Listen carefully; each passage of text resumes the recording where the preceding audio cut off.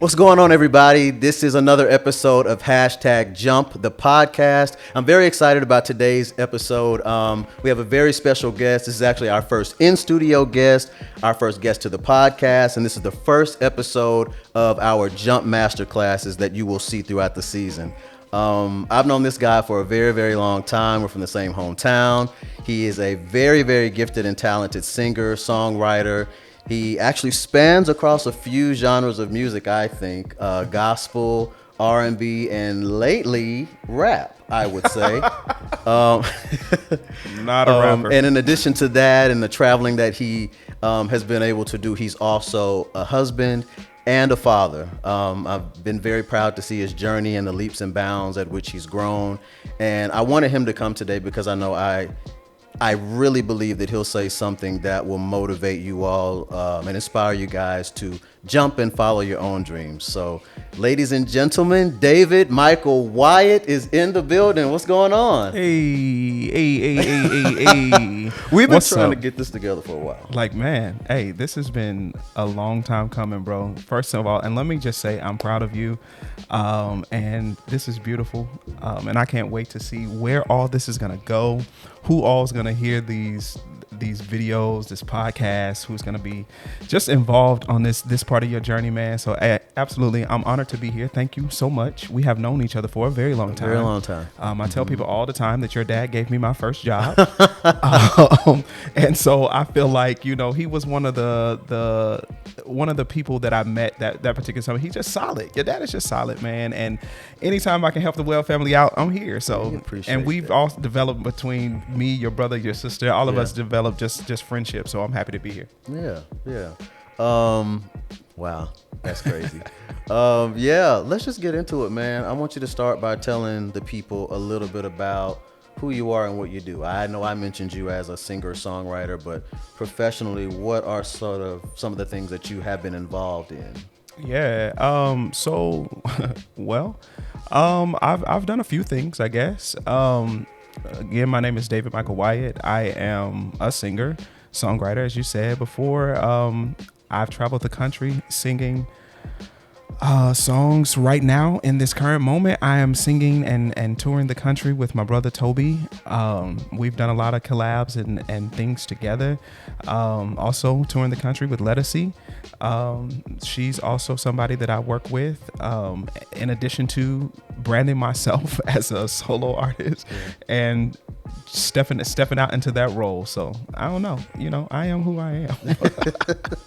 Now, coming from our hometown, Yes. for those of you who don't know, we are from Texarkana, a city that borders the states of Texas and Arkansas. I think things like that, sort of those lofty dreams, may seem a little bit unattainable. Man. So coming from where we come from, how did you start the journey to make your dreams a reality? Like, I feel like that's a big feat for someone that comes from where we come from, in terms of not seeing a lot of people from our area do a lot of things outside of sports. So what sort of let you believe that this was something that you could do? Man, I think I tell people, all my friends, cousins, family that are still actually like here in Texarkana. First of all, I tell them, hey, don't be afraid to leave Texarkana. And that's not always just moving from Texarkana, but that's just expanding your borders outside of what you see every day.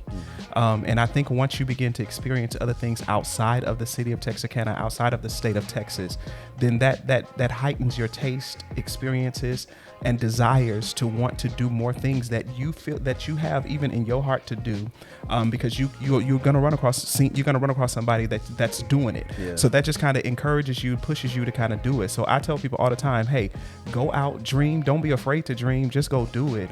For me, it was I left for college. Went to Berklee College of Music. I was there for 3 years.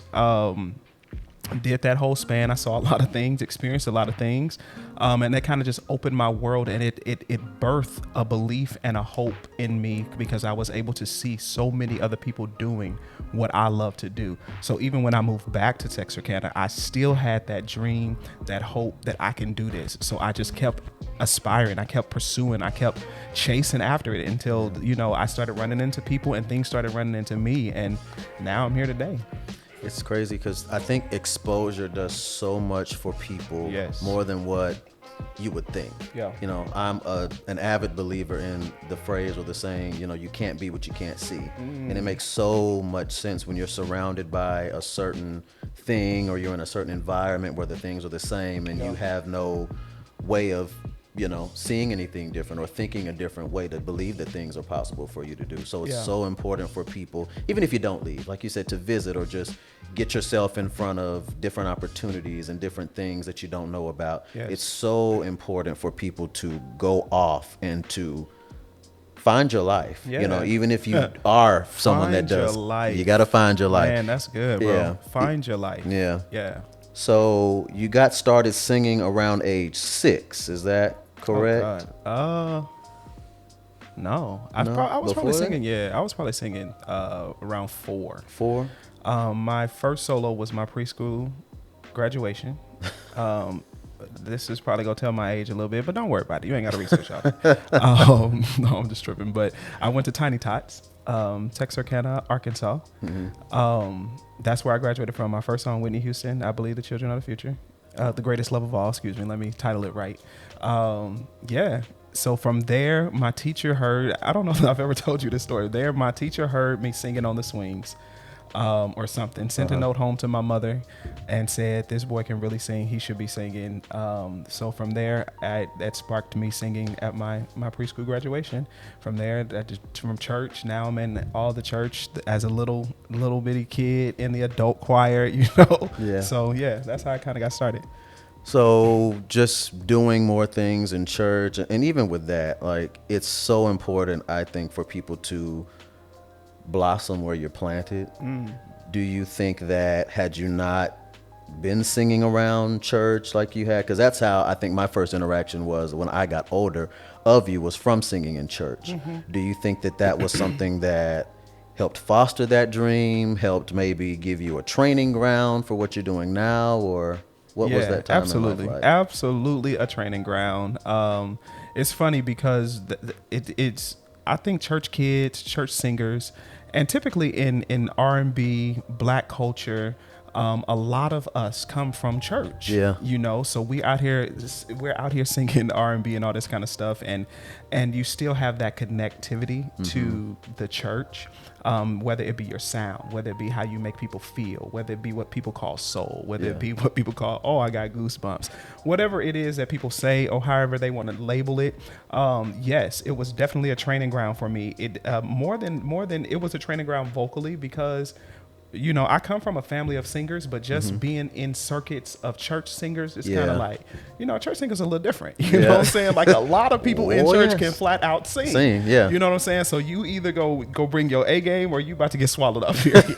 So you had to learn. So it was that type of training, but it was also the type of training that allowed me to learn connectivity, and not just connectivity to God, but also to connect to people and try to be able to feel and understand a room, and so that I can kind of convey whatever message it is that I'm singing about to whoever's in that room.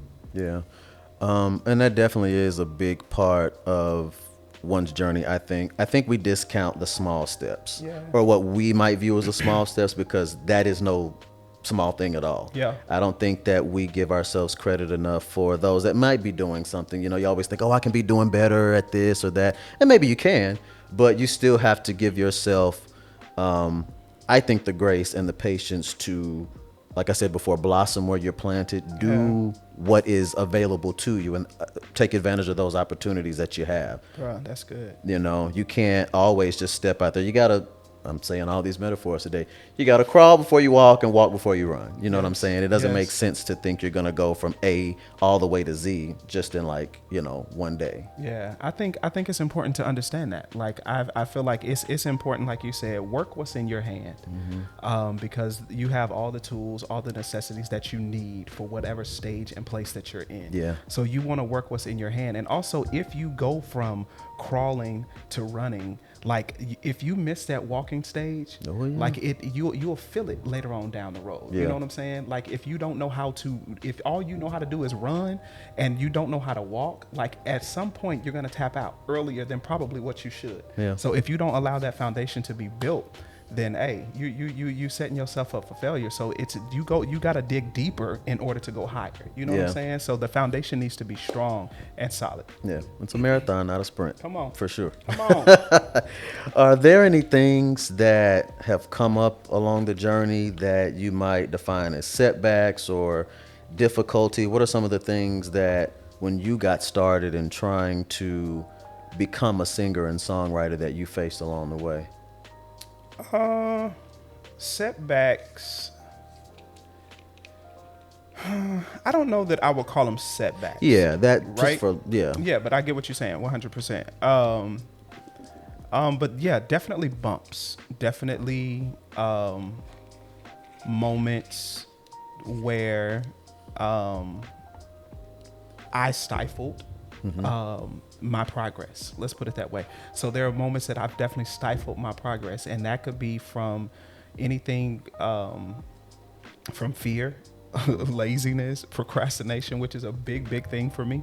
Procrastination is really a big thing for me. So like, I feel like those, if we're gonna call it a setback, that would be the setback. But I just call it like, yo, you need to work that kink out and stop being afraid, stop being whatever it is that you are, so that you can keep progressing and growing and moving. Well, so what were you afraid of? Like, oh Lord, this is about to turn into a whole nother podcast. Right. I mean, hey, let's go there. Like, what were you afraid of? What were some of the things? At the end of the day, Fred, like for real, like I'm just gonna be 100% honest. You, the bottom line and the foundation is I was just afraid of people. Okay. And because you're afraid of, because I'm going to say I was afraid of what people might think. Yeah. You know, I'm a singer, I'm a songwriter. And so presenting that gift is kind of like presenting your baby to the world. It is. And if you present your baby that you be like, oh, this is my baby, he's so cute, blah, blah, blah. And people like, nah, bro, you want to try again? He ain't that cute. You know what I'm saying? Like that's hurtful. Yeah. You know what I'm saying? But it comes with the process, with it. And so I had to learn, and am learning, to not care so much to that degree or that side of what people think. Yeah. You understand what I'm saying? Yeah. Because now I'm realizing my gift, my songs, my writing, my calling is not for everybody. Yep. And we want it to be for everybody. Yeah. And it's not for everybody, because we look at so many people who are doing what we do, and it looks like they're on a grand scale and a very, very large scale, where some of them are. But at the end of the day, it's not for everybody, because you can find somebody that even to this person, this artist that's on this scale, that this person over here might not agree with. Yep. You know what I'm saying? So I had to learn. So being afraid of people, childhood insecurities, from how you look, how you sound, listening to what's on the radio, thinking, oh, I need to sound like this artist or that person. And no, God made you, God made me who I am, and this is all I got. Take it or leave it. You know what I'm saying? Yeah. So coming to that and getting to that point in space in my life has been difficult, bro. Like, it's been really difficult. So now I realize and I see what it is, and when they try to peek his head, I have to try to, this ain't. Chop it off, yeah.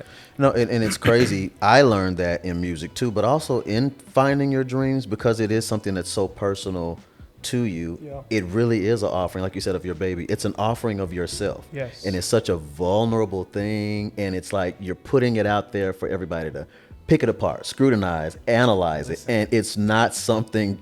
It's not for the faint of heart, whether you're going into music or you're trying to start your business or this and that. You open yourself up to people's opinions, people's ideas of what you need to be doing, their thoughts, their critiques, their opinions. And it can be very, very intimidating, but it's something that honestly, it has to be done. It really has to be done. And I know I asked you that question just because I wanted to know, but it's common for people to be afraid. Absolutely. And that's why a lot of people don't do things, because they are afraid. Yep. You know, I remember earlier on when I knew that I wanted to sing or perform and act and all of that stuff, and people would ask me, well, what do you want to do? And, with your life and that sort of thing. At the time I was in school to be a lawyer. I thought I was majoring in political science. I'd always tell people that, but I knew for certain that I wasn't going to law school. Yeah. I was that afraid to tell people what I wanted to do, because I thought they would discourage me from doing it. Yeah. Because I felt like I wasn't good enough to do it. And I'm like, You wanna know the real story for me?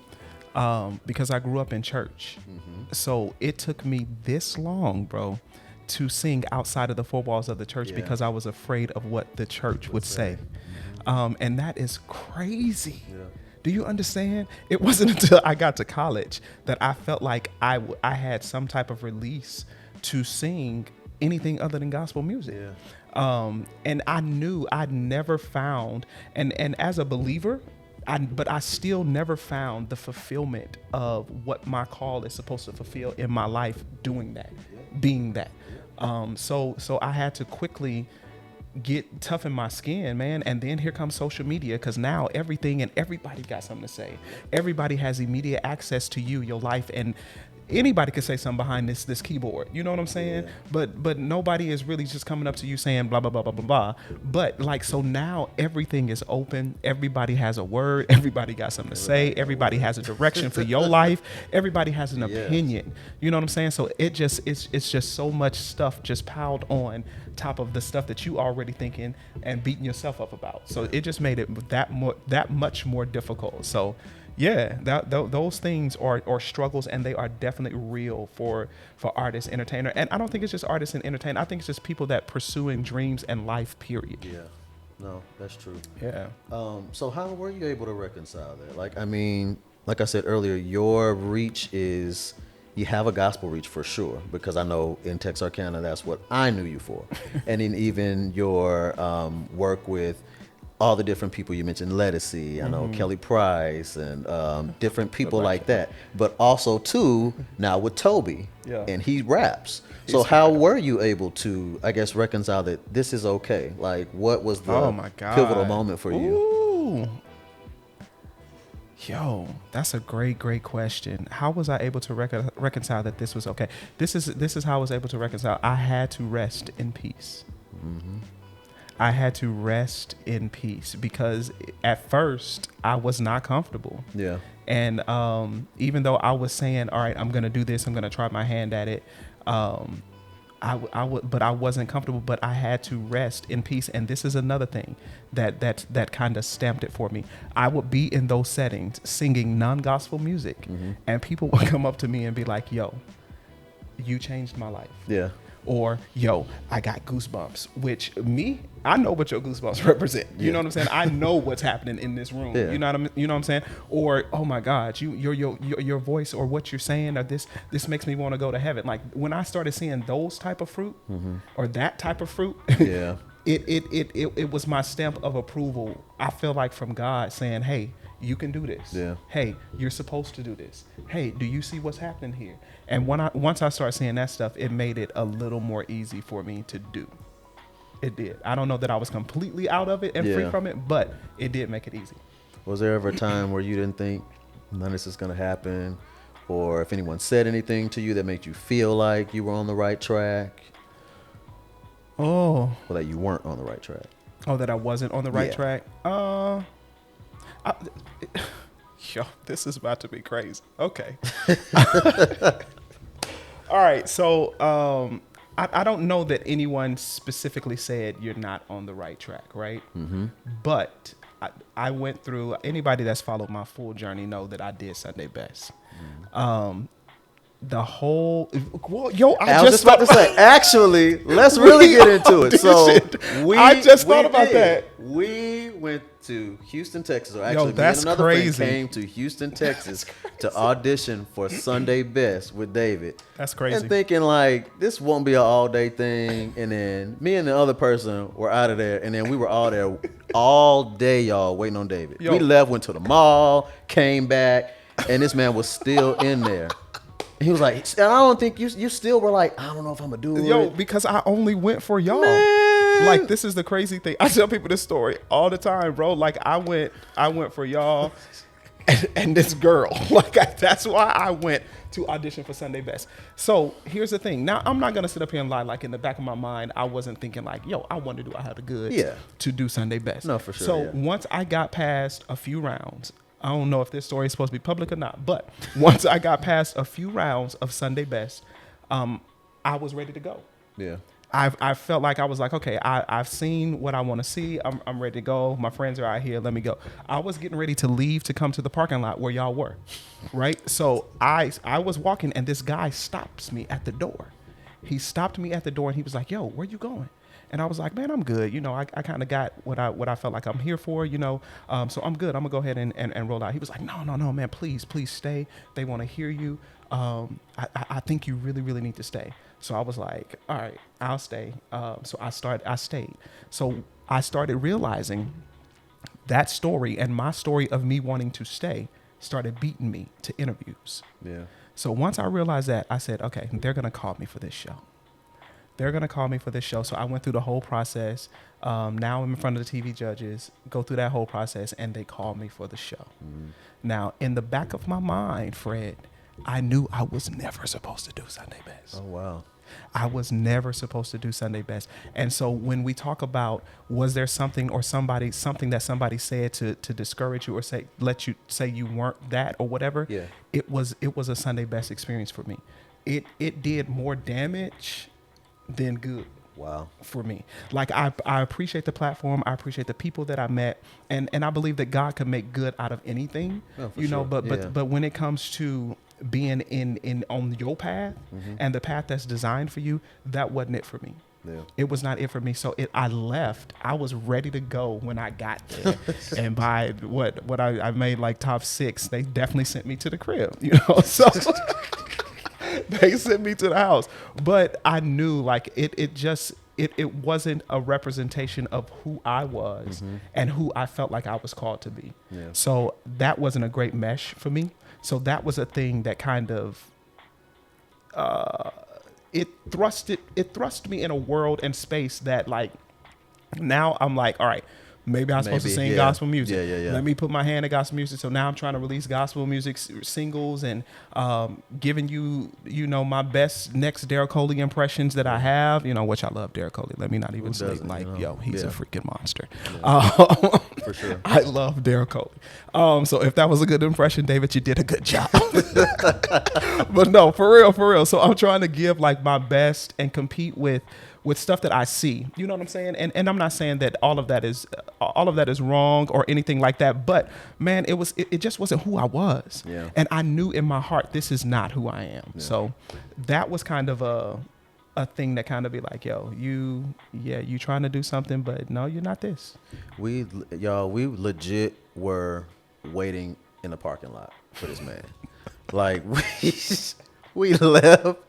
We went to the mall, we came back, and we were just waiting on this guy. But we already knew that when he went in there, it was going to be a thing.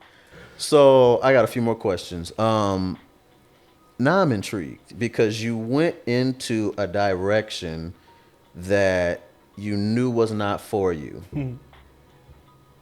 Yeah. Did it anyway, even though you knew that was not where you needed to be. And I want to say this. I think a lot of times, first, before I get to the question, that we always still, I don't know if we ever get away from the voices or what people are going to think or what are they going to say. Or like you said, that maybe this is my lane because it appears to be something that's yielding fruit for you or that will potentially yield fruit for you.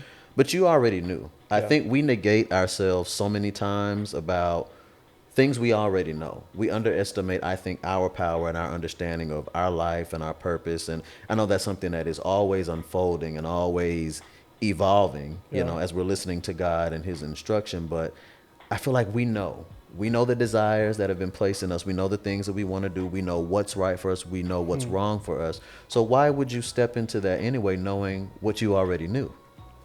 Man, I think we know in part, right? Well, yeah. I think we know in part. So it had to be an unveiling because it looked like a good door. You know what I'm saying? Yeah. It did. It looked like a good door. Yeah. And so now in my mind, the battle becomes, is this fear or am I really not supposed to do this? Yeah. So every good door is not a God door, right? We know that. We understand. Yeah. So the door wasn't just terrible, and I don't discredit any part in space in my journey. My journey is my journey. My journey has made me who I am today, and I'm grateful for those parts.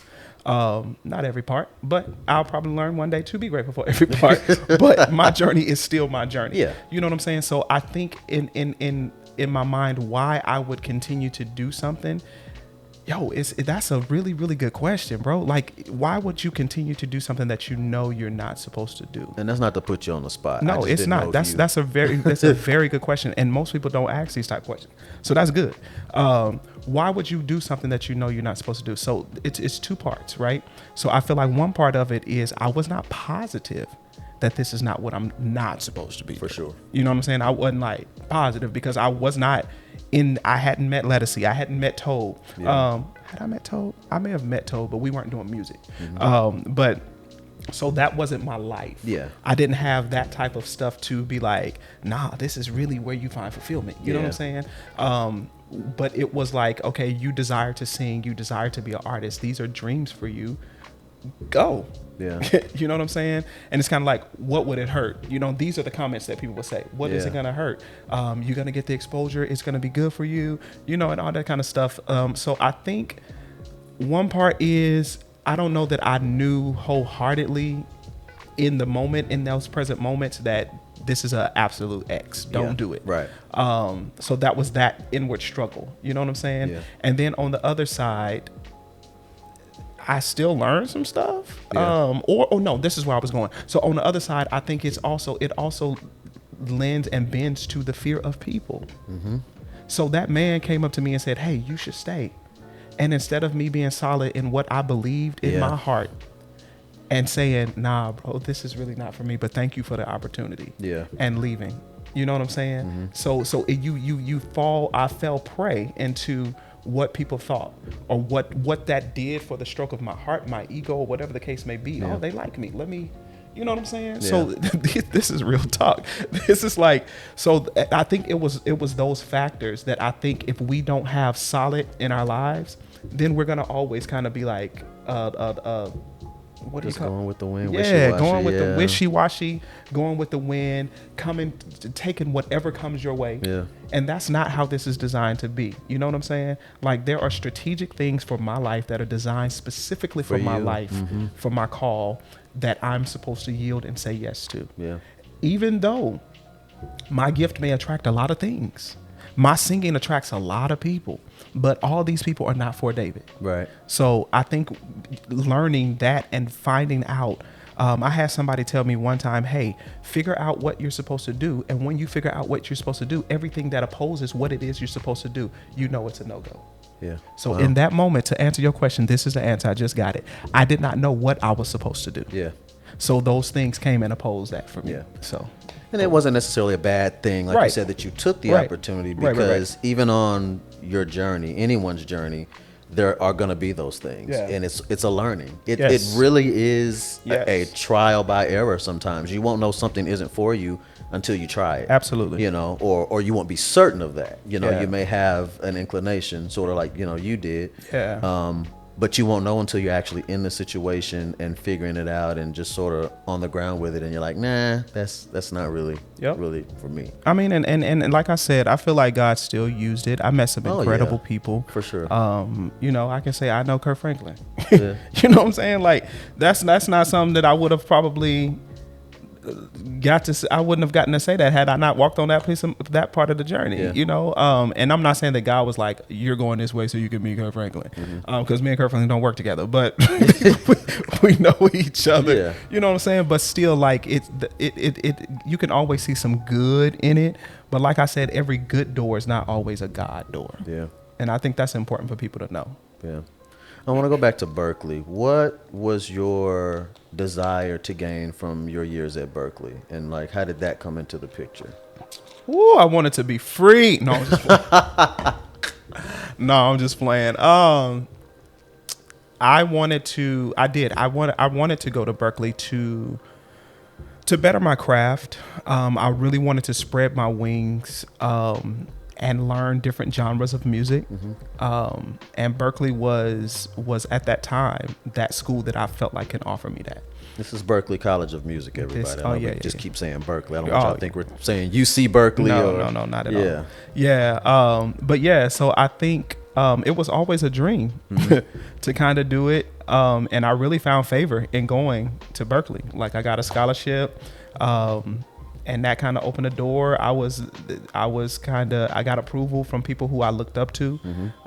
So it kind of was like I don't want to say it was a no-brainer, but yeah, it just kind of worked out.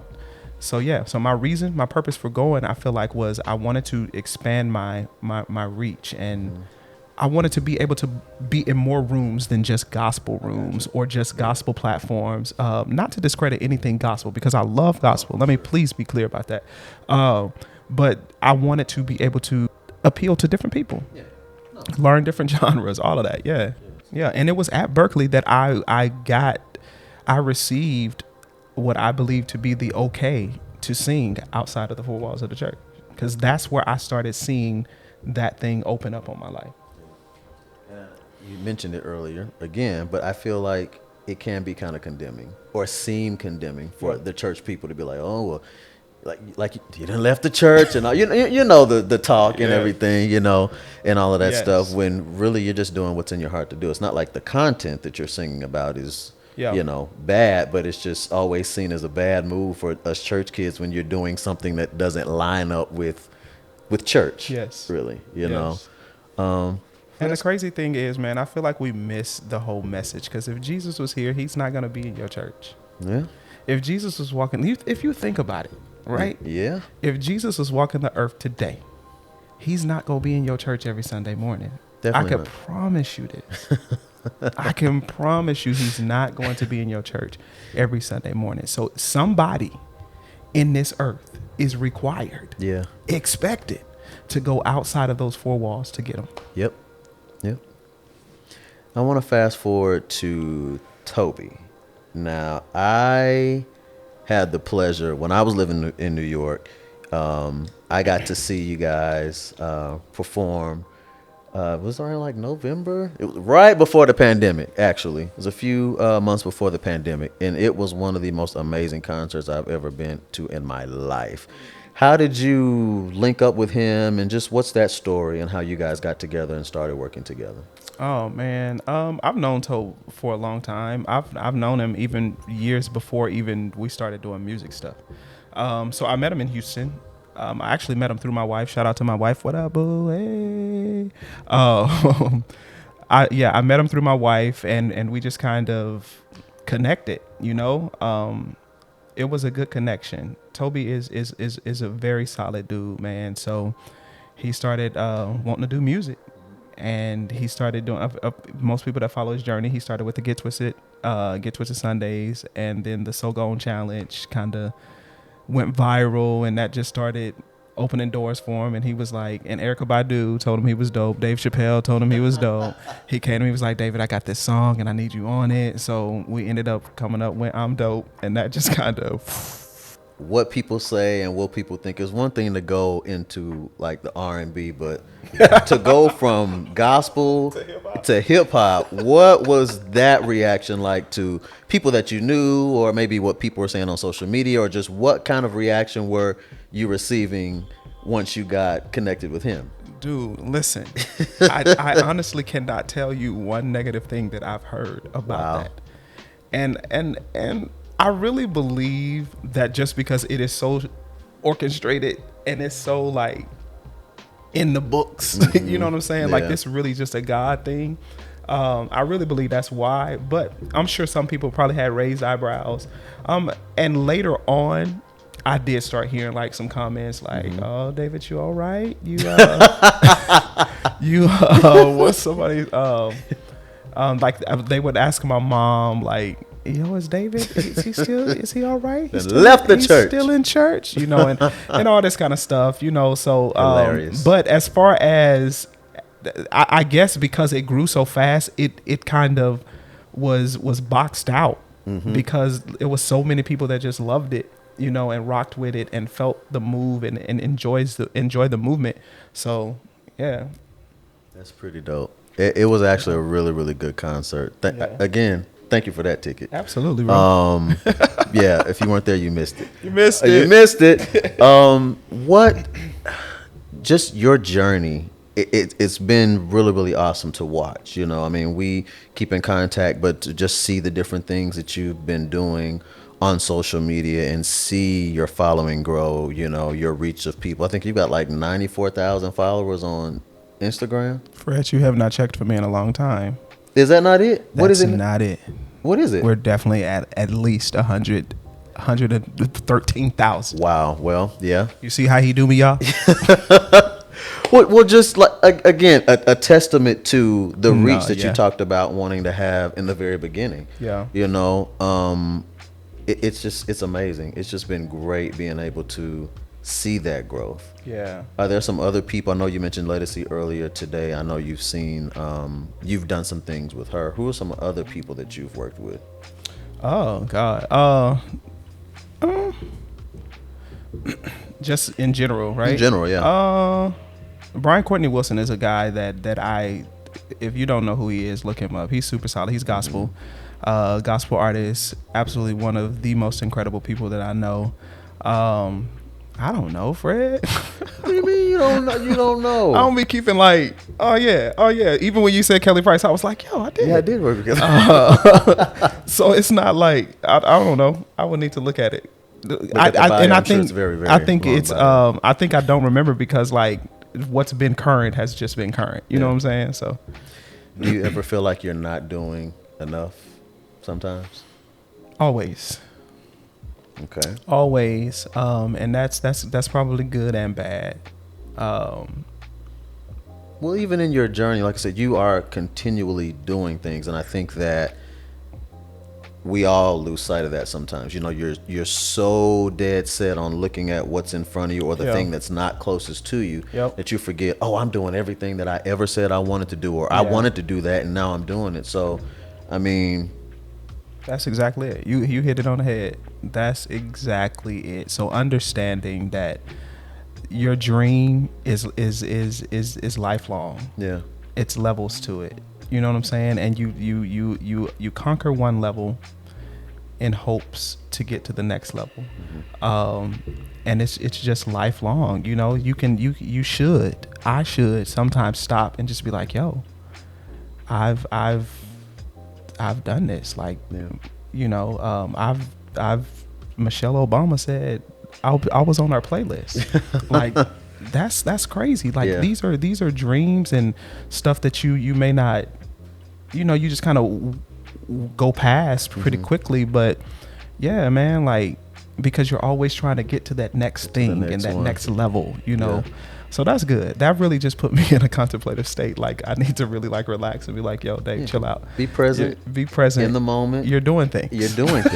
Enjoy where you are. That doesn't mean, and that's the thing too. I think there's becoming complacent, you know, and just, it's not like you're sitting in what you're doing. You're taking the time to enjoy what you're doing, but also mindful that there are other things that I want to do and that they'll come. We can't get into this sort of rush, let's go. You know, because at the end of the day, you have nothing to prove. You don't. And I think that's what it is. You're trying to prove something to who? To social media? To yourself? Like, who are you trying to prove something to? Like, at the end of the day, you absolutely have nothing to prove. Like, be who you are, do what you're supposed to do, be consistent. Who inspires you? Who motivates you?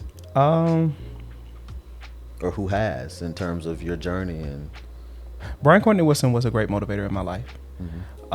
Tobe is actually a good motivator in my life. I would probably never tell him this publicly, but he is. No, that's my brother.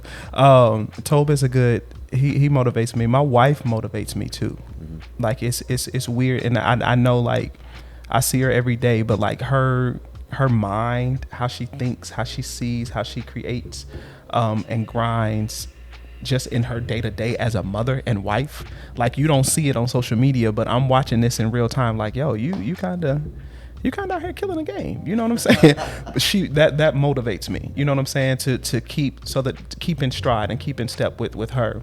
Of course, I find I have a lot of vocal influences and stuff like that kind of make me be like, yo, let me go shed a little bit.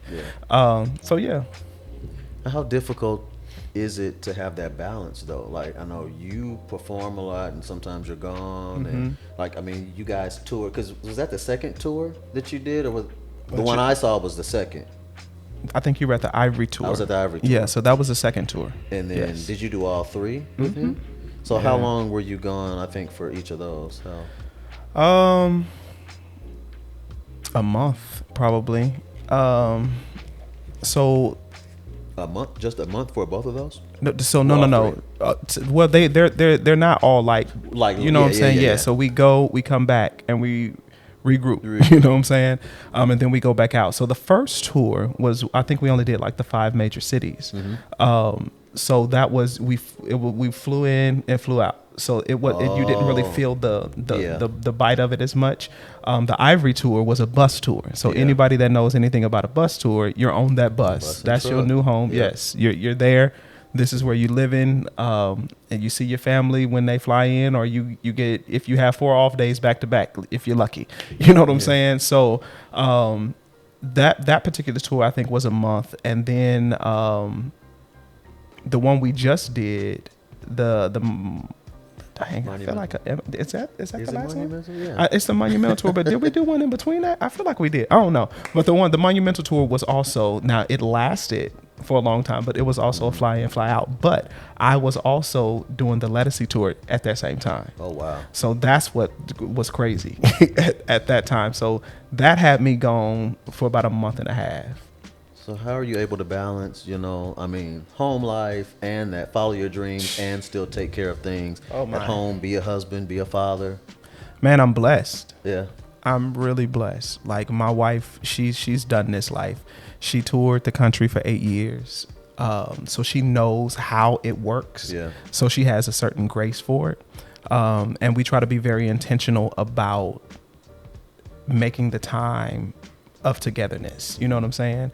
Now what makes it more difficult is because my son is he'll be 5 soon, and so what makes it difficult is now he's in the knowledge of daddy's not home. Yeah. So that makes it a little hard because he'd be like, "Where's daddy? I miss him." That's his words now. So that makes it a little difficult because now he feels it. She's of course able to hold it down and all that kind of stuff, and I try to get them out to as many shows as we possibly can that makes sense, financially and all that kind of stuff. So you just have to make it work. But I really do have a good wife that kind of understands the life of a touring artist. So, for someone who is at home and they want to sing, or even if that's not it, and they feel like they can't because they have to do all these things at home, and I don't have the time, or I don't have the money, or what would you say, or what's something that you could say to motivate them or to get them to see different? Because I think that's the excuse. Well, I don't want to say excuse. That's what a lot of people, it's an excuse, but I think that people don't do things because of those things. Now, mind you, you should, if your priority is home, you should take care of home. I don't think that you following your dreams or doing something that you love to do is you necessarily shirking those duties and responsibilities. But if it's something that you truly want to do, you got to find the time to do it. So, what would you say to those who feel that it's just impossible for them to do? Man, I had to learn and answer the question, what are you willing to sacrifice? Be it sleep, be it that series on Netflix, be it this meal that you could bypass. What are you willing to sacrifice? And once you realize what it is, or if you're willing to sacrifice what you have to get to the dream, then you work what's in your hand. If all you got is your cell phone and you supposed to be making video content, bro, Tabitha Brown, prop your phone up. Hello there. You know what I'm saying? Y'all all right? How are you doing? Yes, prop your phone up and make it work. Tobe, same thing. Get Twisted Sundays. Started with a cell phone. So you just be consistent in the thing that's in your hand. Be consistent and diligent to the thing that's in your hand and allow it to grow. Yeah. And it's so crazy because it's effort, I think. And self-motivation, but really the effort part of it that make people, not that it's easy for someone to succeed, but I feel like the reason why there are so few people that make it in certain industries is because of, like what you said, what are you willing to sacrifice? Yeah. And the amount of effort that people are willing to put into their dreams. Yeah. Because there are some people that honestly, they won't go, and it's not about moving, away to be successful, but they won't become successful in terms of, I don't say making a profit, because I feel like success isn't necessarily defined by where you're living. Right. It's not just, defined by how much money you're making, but I mean success in seeing growth in the thing that they are wanting to come to fruition. Yeah. So seeing your dream grow and become a reality and no longer a dream. It's the fulfillment. Yeah. Because your dream is designed to fulfill you. Yeah. And it just so happens that sometimes that does come in money, but sometimes that also comes in you finding joy in seeing this person excited by what you're doing. You know what I'm saying? Yeah. So the fulfillment comes in so many different ways. So you chasing after that fulfillment, and how bad do you want to be fulfilled? Yeah. Is the thing. You know what I'm saying? Like, how bad do you want to be fulfilled? That just brings me to that's the sacrifice. Those are the things that you have to sacrifice to get to what it is that you find joy and fulfillment in. Well, what's next for you? What do you see yourself doing maybe in the next 5 to 10 years? Or what are some things that are still on your plate in terms of dream chasing? Yeah. So for me, I've worked and I've served a lot of artists as backing vocals, arranging, collabs, all this kind of stuff. So now I'm really, really trying to move into the forefront. And more, I don't want to say forefront. It is the forefront. It is the forefront. But what I'm just trying to move more into solo artists. Right. And I put out an EP, the Reprise EP. If you have not seen it, please, or heard it, go check it out. Go get that. You know what I'm saying? It by the time you see this, it may be a little old. We get it all. It ain't gonna be old. No, but seriously, it's timeless. Let's talk about it's timeless music. No, seriously, but no, check it out. So that was just the door opening to what it is that I'm trying to do and the level and the next season that I feel like I'm supposed to be walking in. And that's solo artist, touring as an artist, all of the things that come with it. You know what I'm saying? So yeah, that's where I'm at. That's pretty dope. Are there any things that we can look forward to seeing you in the immediate future that you can talk about, or just connect with me, connect with your boy on social media. Have them give your information. Tell us how they can reach out to you. You can find me, David Michael Wyatt, DAVID. It's probably on the screen somewhere, but yeah, check it out. David Michael Wyatt. You can follow me, connect with me, say what's up. You know what I'm saying? I speak. That is crazy. Man, it's been good talking to you. Man, likewise, I'm really excited that you could be the first guest here. Like I said, we've been talking about this for a long time. I've been wanting to do this for a very, very long time. I think it's important to know how long. I've been wanting to do this since how long when you first started talking about it? When did you write it down? 2017. That's mind blowing, bro. 2017. That's incredible. Yeah. Y'all can't see the bloopers, but I was laughing just sitting up here talking before we even started rolling, just because I couldn't believe that something that I had written down, something that, I had numerous notes in my phone about a dream, was actually something that was actually happening, that it was actually manifesting before my eyes. And it's crazy. I think that's another thing about following your dreams. You can't get caught up in what other people are doing, for sure, because their timeline and your timeline are going to totally be different. Yep. I've always been what I call a slow burn.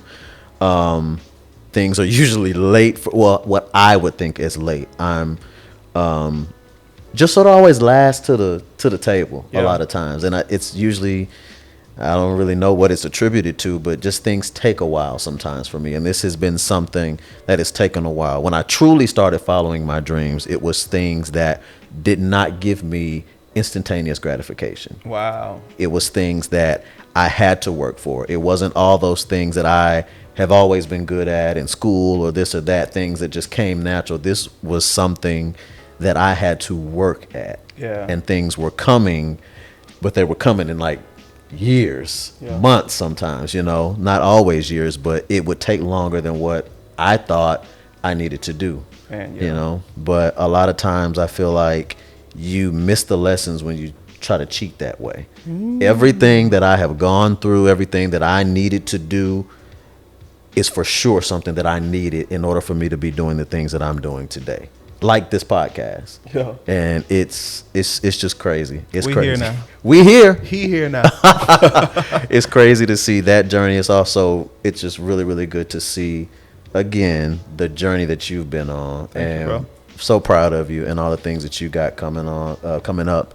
And I'm glad that you could be a guest here on the show. Our first guest. I'm sure you won't be the last one on here. Yeah. That's all we got. Hey. I think we're good. Thank you guys for tuning in to another episode of #Jump the podcast. This is the first in our Jump Masterclass series, and there'll be many more coming throughout the season. And David, we appreciate you for being here, man. Hey, I love it. Peace. Hey guys, please make sure to follow, like, subscribe, comment, and share all things #Jump the podcast.